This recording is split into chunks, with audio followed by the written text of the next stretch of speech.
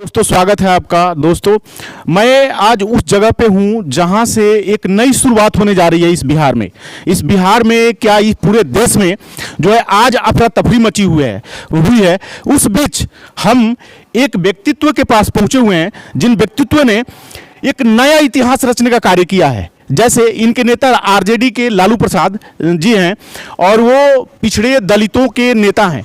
वो जो भी करते हैं इन्हीं लोगों के लिए करते हैं। मैं उनके एक सक्रिय कार्यकर्ता से मिल रहा हूँ। यहाँ और भी बहुत सारे सक्रिय कार्यकर्ता हैं। एक भक्त हैं तो एक क्या कहते हैं एक आराधक हैं। ये दो कार्यकर्ता हैं और भी इनके सदस्यगण और हैं, इनसे मिलते हैं। आप सभी का स्वागत है। मैं सबसे पहले आपका स्वागत करता हूं और ये गोदी मीडिया के दौर में आप हम लोगों की बात चलाने के लिए यहाँ तक पहुँचे, इसके लिए सबसे ज़्यादा मैं आपका स्वागत करता हूं। और बात रही आरजेडी की, तो हम लोग आरजेडी के दीवाने हैं, लालू के समर्थक हैं। हमारे पूर्व डिप्टी सीएम माननीय श्री तेजस्वी जी का कल मोतिहारी में आगमन हो रहा है, जिनके तैयारी में अभी हम लोग सब कोई एक साथ बैठे हुए थे, जिसमें आपका आगमन हुआ और कुछ जानना चाहते हैं, हम लोगों से पूछना चाहते हैं हिंदुस्तान के बारे में। तो हिंदुस्तान की स्थिति आपसे बेहतर कोई नहीं जानता, मीडिया से बेहतर कोई नहीं जानता, लेकिन मीडिया जनता तक पहुंचाता नहीं है। लेकिन आप कह रहे हैं कि मैं पहुंचाता हूं, तो आपका मैं स्वागत करता हूं। और उसी के तैयारी में हम लोग लगे हुए हैं। हमारे माननीय तेजस्वी जी का प्रोग्राम कल 10:30 में छतौनी में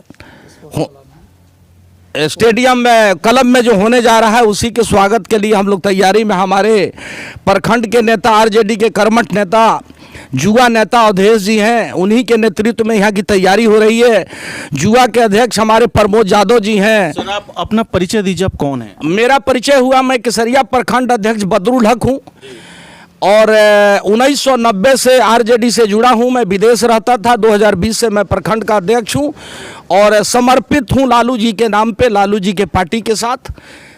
और यही मेरा काम है, पार्टी ही मेरा काम है। आप इतने दिन से जुड़े हुए हैं, 1990 से आप जुड़े हुए हैं। इसके लिए आपने आरजेडी के लिए क्या किया है और यहाँ के जनता के लिए, जहाँ आप निवास करते हैं जिस क्षेत्र में? निवास हम जहाँ करते हैं जनता के लिए यही करते हैं कि जनता का अगर कोई भी काम होता है पार्टी तक पहुंचाना, कोई काम अगर होता है पार्टी अगर उसमें सक्षम नहीं है तो हम स्वयं बढ़ के काम कराते हैं। अपने नेता से मदद लेते हैं, अवधेश जी से मदद लेते हैं। जुझारू नेता हमारे जिला के अभी जो अध्यक्ष माननीय विधायक कल्याणपुर मनोज जी बने हुए हैं, उनकी मदद लेते हैं और उनके अपने कार्यकर्ता का काम कराते हैं। और प्रयास मेरा ही रहता है कि मेरे कार्यकर्ता का काम हो और होता भी है। अच्छा, कल तेजस्वी जी आ रहे हैं, वो किस लिए आ रहे हैं? कल तेजस्वी जी आ रहे हैं, विश्वास यात्रा है। जो अभी विधानसभा में आपने देखा होगा कि हमारे तेजस्वी यादव 34 साल की उम्र में इतने दिग्गज नेता पलटू राम जी को जिस तरह से जवाब दिया, उनके भी लोग मानने लगे। विरोधी भी मानते थे कि इतना छोटा बच्चा जो इस तरह से जितनी सुलझी, 3 आदमी को मेरे पार्टी के विधायक को फोड़ करके अपने साथ बैठा लिए, संविधान का विरोध किए। उसके बाद भी हमारे विधायक ने कहा कि अगर आवश्यकता पड़ेगी तो समय आएगा, तेजस्वी यादव आपके काम आएगा। और उन्होंने सबसे बड़ा ऐलान किया विधानसभा से कि चाचा आप हैं, चाचा आपने नरेंद्र मोदी को नहीं रोका, लेकिन ये भतीजा आपका नरेंद्र मोदी को बिहार में रोकेगा। और पूरी उम्मीद है कि हमारे पार्टी के नेता, युवा नेता तेजस्वी जी बिहार में नरेंद्र मोदी को पस्त करेंगे और यहाँ से हराएंगे और बिहार में हमारी विजय होगी। आरजेडी यहाँ से 40 की 40 सीट पे जीत के जाएगी और लोकसभा में हमारा नाम होगा। अच्छा सर, आपका भी स्वागत है। ये आरजेडी के भक्त हैं और ये सक्रिय कार्यकर्ता हैं आरजेडी के। आप ये बताएं कि कल तेजस्वी जी आ रहे हैं मोतिहारी में, तो आप इस समाज के उत्थान के लिए उनसे क्या कहिएगा? सबसे पहले आपको धन्यवाद कि आप हम लोगों के कार्यक्रम को देख करके यहाँ तक पहुँचे, हम लोग की तैयारी को देख करके।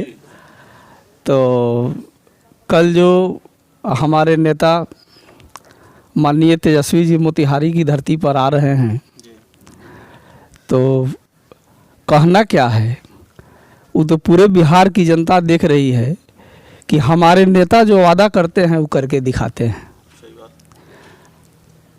उन्होंने अपनी चुनावी सभा से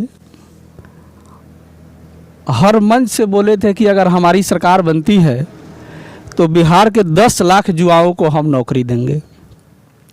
खैर कुछ थोड़ा सा के अंतर से हम लोग सरकार नहीं बना सके, लेकिन सरकार बनाने का हमें जब मौका मिला तो 17 महीना में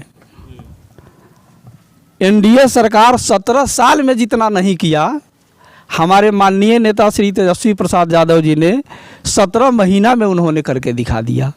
और रही नौकरी की बात, तो 5 लाख नौकरी हम लोग मात्र 17 महीना में देने का काम किया है। वो आप देश देखा है। जी, आप ये बताएं कि आप जिस क्षेत्र में हैं, इस क्षेत्र की स्थिति तो आपको पता है, तो इसके लिए आप क्या डिमांड कीजिएगा तेजस्वी से, कुछ स्पेशल और कम शब्दों में?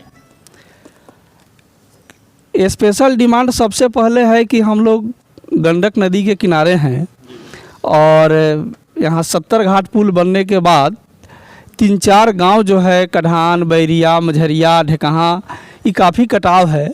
सबसे पहले फर्स्ट प्राथमिकता के आधार पर जब हमारी सरकार थी तो हम लोगों ने इसका योजना बना करके भेजा है कि बांध का अच्छा से निर्माण किया जाए कि कटाव नहीं हो, कटाव रोधक काम हो। तो पहला तो उस 4-5 पंचायत के लिए, 4 पंचायत के लिए हम लोग बोले हैं। अच्छा जी, धन्यवाद। एक बताइए कि आप अपना, माफ़ कीजिएगा आपका मैं परिचय लेना भूल गया हूँ। मेरा नाम हुआ अवधेश राय। हम वहाँ पर राज्य परिषद के सदस्य हैं पार्टी में, राष्ट्रीय जनता दल के। और यहाँ से लेकर के पटना तक कोई भी कार्यक्रम होता है तो उसमें सक्रिय रूप से रहते हैं, काम भी करते हैं। अभी इसी की तैयारी में हम लोग लगे हुए हैं, जो कल कार्यक्रम है। कोई बात नहीं, आप ये बताएं कि ये जो पूरे देश में कोलाहल मची हुई है, बीजेपी जो है अपना नीति तानाशाही वाला अपना चुकी है। अब इस पक्ष में आप लोग आरजेडी के सक्रिय कार्यकर्ता हैं, तो इस पक्ष में जनता के लिए आप क्या कर रहे हैं? देखिए, कोलाहल का जहाँ तक बात है तो वो बीजेपी पार्टी में है, जनता में नहीं है। जनता तो एकदम इस बार दिमाग में बैठा चुकी है कि इस बार भाजपा को भगाना है। वो अलग बात है, लेकिन अभी जो जनता का हक मारा जा रहा है, जनता कहीं कहीं घर उजाड़ा जा रहा है, कहीं मंदिर के नाम पे, कहीं मस्जिद के नाम पे, तो क्या ये सारी बातों को आप तेजस्वी से साझा करते हैं, करेंगे, या यहाँ के ऐसी स्थिति यहाँ अपने समाज में नहीं आने देंगे ना? ऐसी स्थिति तो हम लोग के समाज में नहीं ही होगा, लेकिन हमारे जिस बात को आप पूछ रहे हैं उस बात को हमारे नेता भी जान रहे हैं। तो फिर आप लोग सड़क पे क्यों नहीं उतर रहे हैं, क्या दिक्कत है? अब तो चुनाव सामने है, अब 10 दिन में सड़क पर उतरने से कुछ होने जाने को नहीं है। हम लोग पहले अब सदन में ही सिखाएंगे कि भाजपा की सरकार ही नहीं बनेगी, उन लोग क्या कर लेगा अब। अच्छा, 10 दिन उन लोगों के पास समय बचा हुआ है। मार्च फर्स्ट वीक में आपको आचार संहिता लग जाएगा, हम लोग चुनावी मैदान में होंगे। वो लोग अलबल बोल रहे हैं। अभी आप नहीं देखे हैं वर्तमान में जो डिप्टी सीएम बोले हैं कि क्या नाम है, विजय सिन्हा जी, क्या बोल रहे हैं कि 90 के में जंगल राज आ गया था। अरे मूर्ख, 90 की पहले की बात तो देखो। 90 में वह जंगल राज नहीं था, वह गरीबों का असली राज था। लालू यादव ने क्या गलती किया है? समाज को मुख्य धारा से जोड़ने का काम किया। जो गरीब, बुर्बक, पिछड़ा, अति पिछड़ा, दलित, महादलित, अल्पसंख्यक, जिसको कभी मनुष्य होते हुए भी उसको मानव का दर्जा नहीं मिलता था, बड़े लोग उसको जानवर के निगाह से देखते थे। लालू यादव ने कहा कि नहीं, यह सब मनुष्य हैं, यह सब आदमी हैं, ये लोग का भी मान सम्मान उतना ही मिलना चाहिए। सभी लोगों को लालू यादव ने मुख्य धारा से समाज में जोड़ने का काम किया। यही लालू यादव गुनाह किए हैं, इसी का बदला बीजेपी ले रही है। और लालू यादव क्या किया है? आज जो कह रहे हैं विजय सिन्हा जी कि जंगल राज आ गया था, तो 90 के पहले उन लोगों को कुर्सी पर नहीं बैठने देता था। वह कैसा राज था? लोगों को बोलने नहीं दिया जाता था, वह कैसा राज था? उनको शर्म नहीं आती है? भुंझार जाति से आते हैं, क्या उन लोगों का काला कारनामा रहा है 90 के पहले? कौन नहीं जानता है? सही बात है। आने वाली चुनाव में आप जानते हैं कि ईवीएम से बहुत फ्रॉडिंग हो रही है। आने वाली चुनाव में आप लोग किस तरह चुनाव कराएंगे? ईवीएम से या वो बैलेट पेपर वाला चुनाव होगा? देखिए, हम लोग का तो मांग है कि बैलेट पेपर से ही चुनाव हो, लेकिन हम लोग, सरकार हम लोगों की नहीं है। उसके बाद अब सरकार पर निर्भर करता है कि वह बैलेट से करावे, चाहे क्या बोलते हैं आपको ईवीएम से करावे। उसके बाद जो भी हो, अगर ईवीएम से भी होगा तो हम लोग इतना सतर्क रहेंगे कि इस बार उनका दाल गलने वाला नहीं है। हम लोग एकदम मुस्तैदी से ईवीएम पर भी रहेंगे, बूथ से लेकर के और काउंटिंग हॉल तक। पिछली बार भी तो आपकी मुस्तैदी कम नहीं थी। पिछले बार जो लोकसभा चुनाव विधानसभा चुनाव हुई थी उसमें भी आपकी मुस्तैदी कम नहीं थी, लेकिन वहाँ भी आप लोग की हार हुई ईवीएम की वजह से। क्यों आपकी बार ऐसा क्या कीजिएगा? पिछला बार तो हम लोग सबक सीख लिए हैं और कहाँ कहाँ हम लोगों से मिस्टेक हुआ है, उस भूल को हम लोग इस बार सुधार लिए हैं। ऐसा नहीं है कि हर बार वो लोग गलती कर लेंगे और हम लोग उसको बर्दाश्त कर जाएंगे।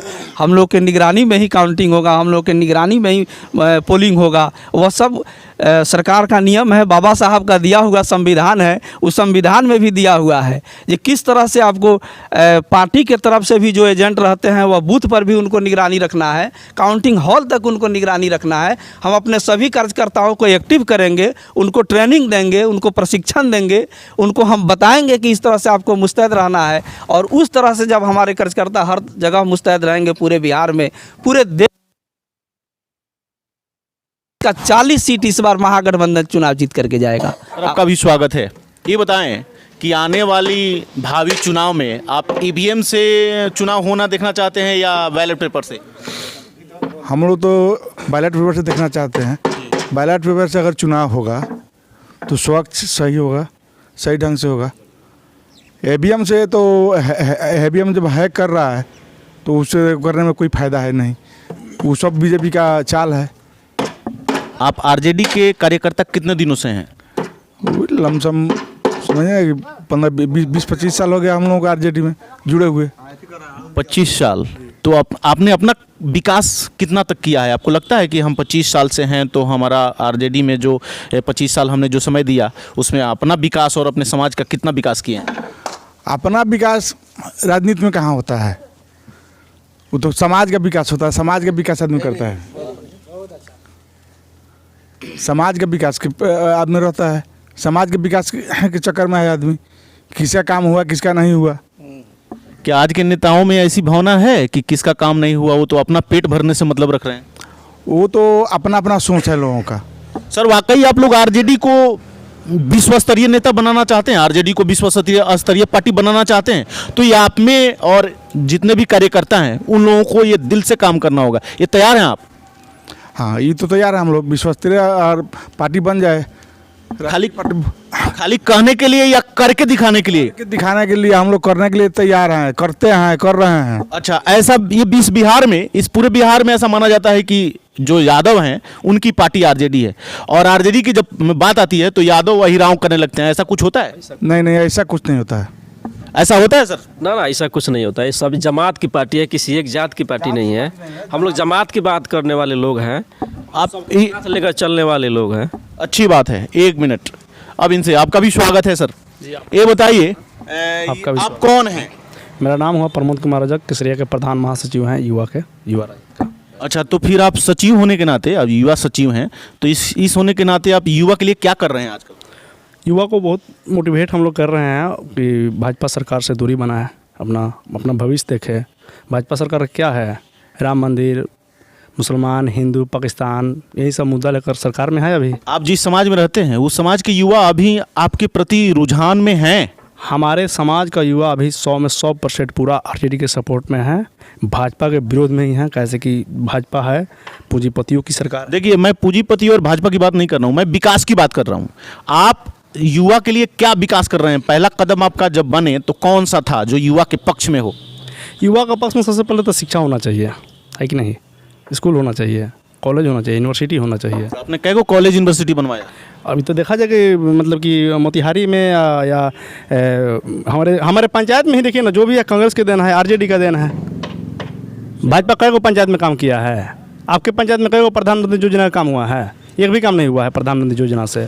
जो भी हुआ है पहले का हुआ है। कै को यूनिवर्सिटी भाजपा बिहार में खुला है, वह पूरा देश में खुला है। कै को मेडिकल कॉलेज खुला है? कै खुला है? एको नहीं खुला है वो। सही बात। आप सभी का धन्यवाद।